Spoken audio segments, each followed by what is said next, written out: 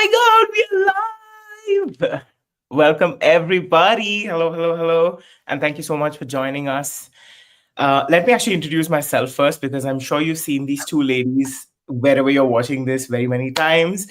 My name is Dattatreya, Datu, easy on the tongue. I live in India. I'm an Access Consciousness facilitator.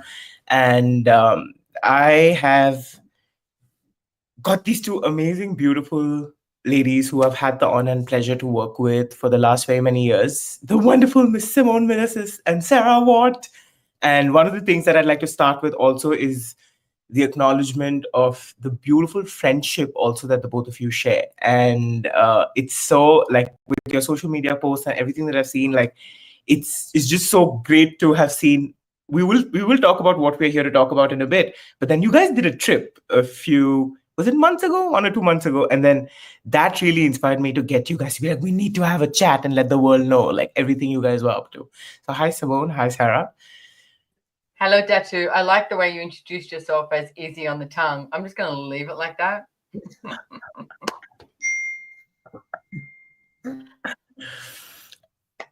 Yes. So let's actually start. Let's get to it. Like we began 2024 with Simone. Your one. I mean, one of my life's. I think one of those experiences that I don't think I'll ever forget was at the Pyramids of Giza with you, the CFP in Cairo, and it was you. It was your invitation to you had this moment with the pyramids, and there was this thing which really got all of us turned on. And I remember like a bunch of us, the whole staff and everyone, we went in, and it's an experience that I still receive from. And fast forward to, I remember July, we were in Dubai, we were creating a class, and then Dane was on stage, and there's this graphic that goes up right next to him, and it's something that says, it's the first time I saw it, being the source, and then there's this orange big thing right in the center of the stage. And I was like, oh my God, what is that? I go up to Sarah, it's like, what is this? We need to talk about this. So Simone, can we start with, yes, that one, that one. Well, I'm going to, yeah, I know it's a bad, not really bad photo, but I don't know where it is on my computer and to share screen, but that's what it is. And it's called Illaroo. I just want to say for the record, I took that photo. Okay. So, and it's not like I'm this kick-ass photographer. Anyone can take a photo in the right moment at Illaroo, because you go watch the sunset and it literally is changing second by second. It's just absolutely incredible. So Illaroo is this big, massive rock in the middle of Australia. It's okay. So it really is huge. It takes about 10.5 kilometers to walk around. Okay. So it's big. And there are so many different stories about Illaroo. A lot of people might know it as Ayers Rock. That's a more touristy name, if you've heard of that. Ayers Rock, if you're not from Australia. Illaroo is the Indigenous name. And it's in the desert. It's in the middle of Australia. But a lot of people have said, many different cultures from many different countries all over the world have said that this was one of the starting points for creation on planet Earth. Now, the first time I actually ever went there was with Sarah, and it was a few years ago now, and we hiked around there. I mean, you say hike, but it's like walking on flat ground. It's not the walking, it's the heat that'll get you, you got to time. That's all about timing. Make sure you leave at the best time. So, but we were walking around it, and there's different areas that they call like sacred sites, etc., where a lot of the Aborigines would go to do, say, women's business, or they would go to have tribal meetings or men's business or something like that. So there's these different areas. And as you walk around it, you can so sense that there's this different energy all around it. And like I said, the first time that I did hike around it, I've done it 3 times now. I just put my hands on the rock, and they say that one end of it is 650 million years old. Yes, 650 million years old. And the other end is roughly 550 million years old, because it's come up from the earth, right? So you walk around this rock and you've got maybe, I don't know, some money shit going on or relationship stuff going on or something. And you walk around this rock and you're like, wow, what problem do I think I have? And as I put my hands on there was just this energy of like the word I came up with was creation. It was just like, wow, this is creation. Like this is so beautiful. And for me, it's like Illaroo has this energy of just being, hence the class being the source, and having everything come to you simply by request and just by being. And like I said, I've walked around it 3 times now, and every time I've been there, I mean, it's been different for me. The rock is the same, really. But it's just such an incredible energy, and such an incredible energy to be in the desert. I personally love deserts, and the Australian desert is huge, and it's entirely different to any other desert that you've probably ever been to if you've been to a desert. And the energy of being in a desert is like no other. Like the space that is there is just off the charts. And I'm going to tell you one story before I know you'll head over to Sarah. Is I was talking to Gary Douglas the other day, the founder of Access Consciousness. And one of the things he was talking about in one of his classes that he does, it's called Conversations in Consciousness. It's bi-monthly. It's incredible if you haven't checked it out.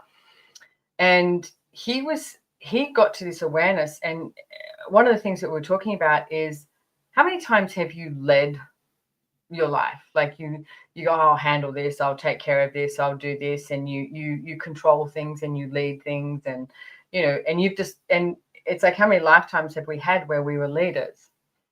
What if we let consciousness lead us?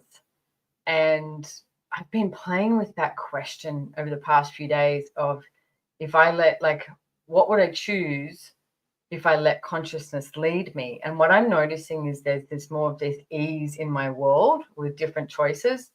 And I was asking him about nature, because nature for me is always, I'm sure all of us, is like way easier to be around than people.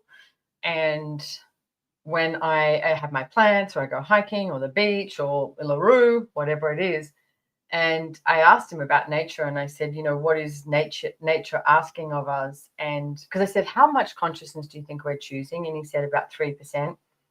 I said, what do you get nature is asking of us? And he said, nature is asking us to choose, at least another 90%. And he said, Illaroo is asking you to choose 180%. And I was like, okay, it was just that energy. Wow.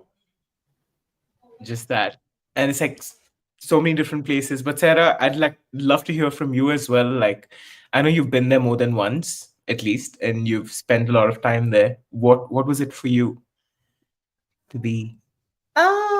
Well, both times I went with Simone, actually. And I love that you were talking about friendship at the beginning as well, because there is this energy, like when I was listening to Simone talking as well. And just, it's funny how when you go to a place like that, but there's so many, it's not like Uluru has this very specific and phenomenal energy that's different to anywhere else. But like you spoke about the pyramids of Giza, like there's these places around the world like El Lugar and the castle where no matter where you are, you can tap into it and instantly almost like transport yourself there and feel like you're there again.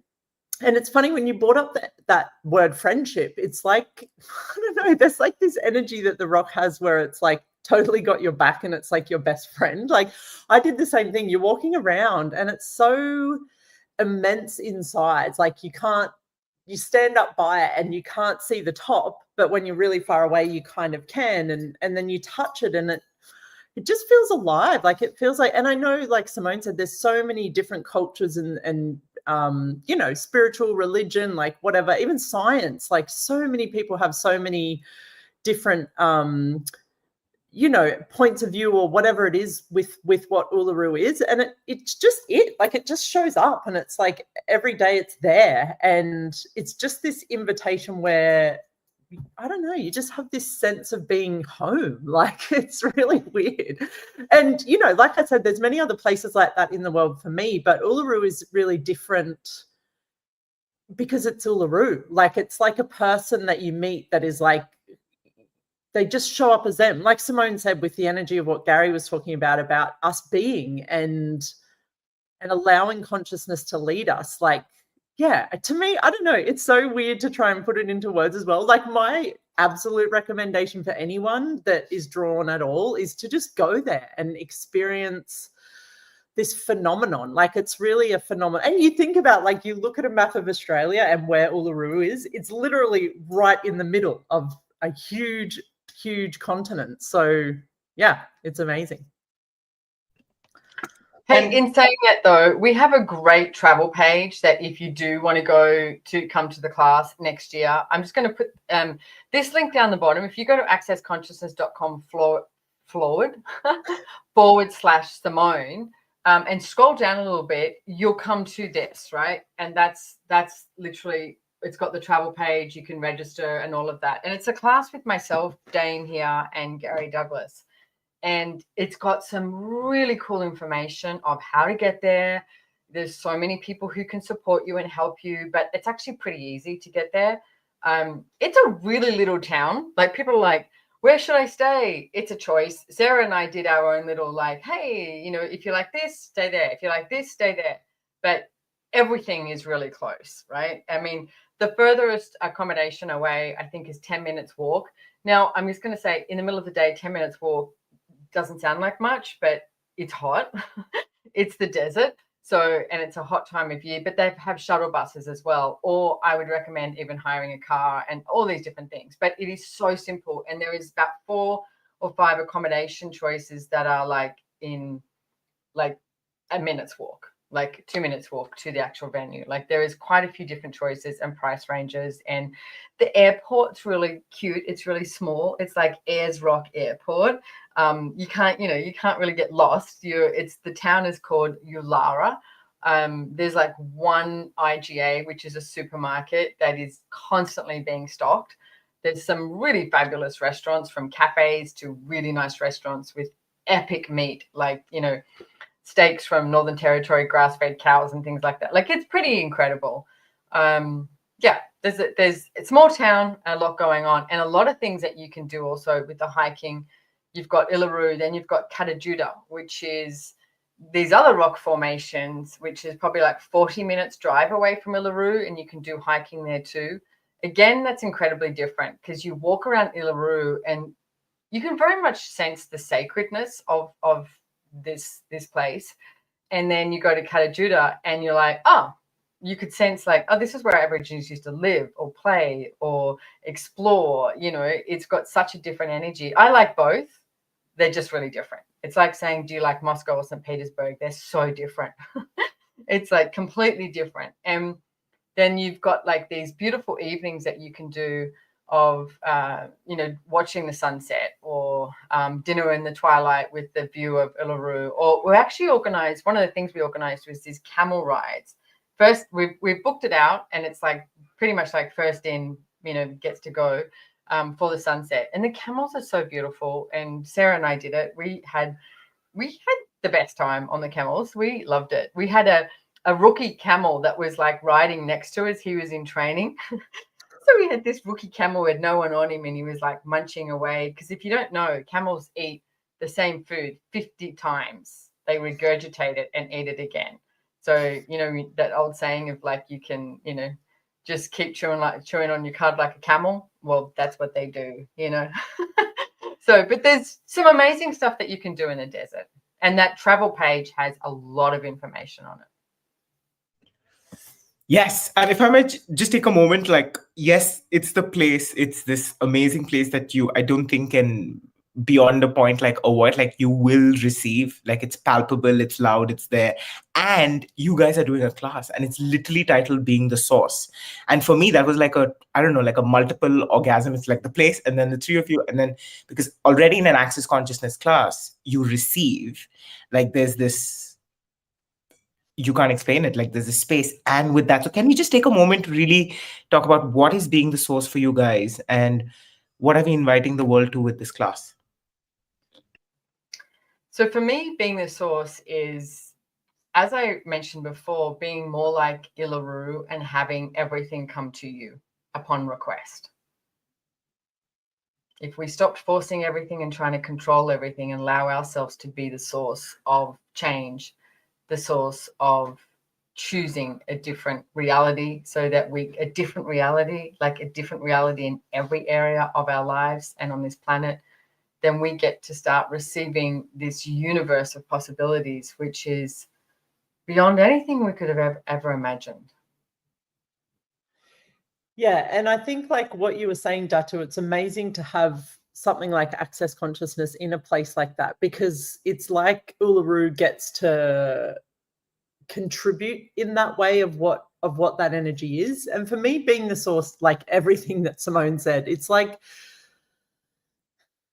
being a part of everything, like not ever, like knowing that you actually are connected to absolutely everyone and everything. And, you know, so much about what Simone spoke about at the start, like this thing where we try to lead and control everything into creation just because we think that's what's required to create things or to create a good life or to be like whatever. But what if it wasn't? Like, what if this was the beginning of something that was very, very, very different, completely different, that was now possible with how we got to like choose and be on this planet. Like, I know it's so cool as well. We're finishing up a year, and I don't know, I always get a little bit excited when there's a new year starting. And I was hanging out with Simone yesterday and I was like, I don't know what's happening, but it's like the door to 2025 is going to open and I have no idea what's on the other side. And this class is very much like that invitation to that energy. So yeah. On the other side is being the source. And I love it. Yay. So the 29th, 30th, and 31st of March. And this is a class that's available online as well.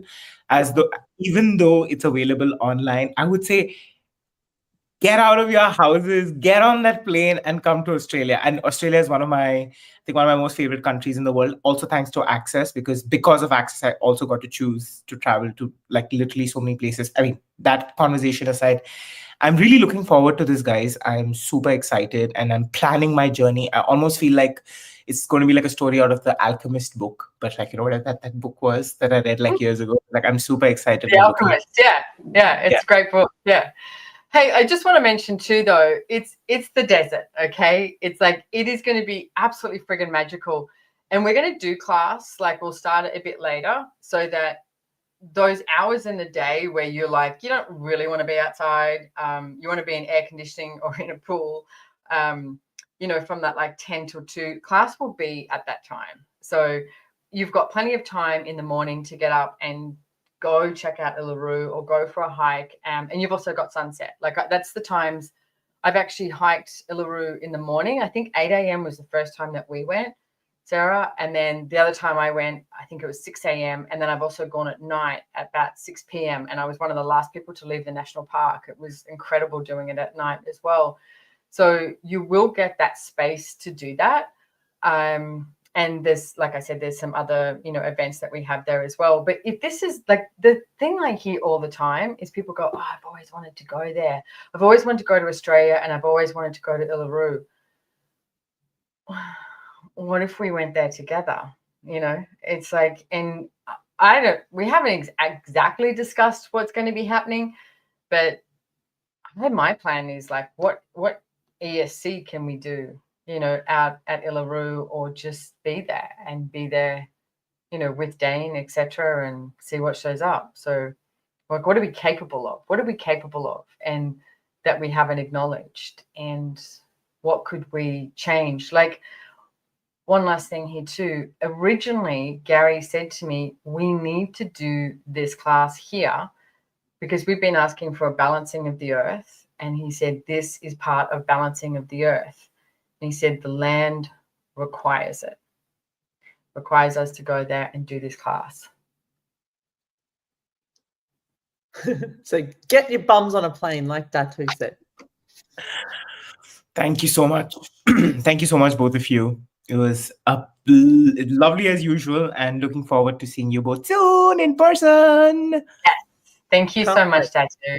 And thanks, Sarah. Thank you, my friends. Thank you for watching. Thank you for watching. Don't forget, this is where you go. Milasas.com. Oh, no, Access Consciousness forward, as I said, /Simone, and then scroll down, you'll see it. All right. Thanks, everybody. And Happy New Year, everybody. Like, remember there's Happy magic New in every Year. moment. Yeah, Happy let's New have Year. way too much fun. Yeah, bye, everyone. Woohoo.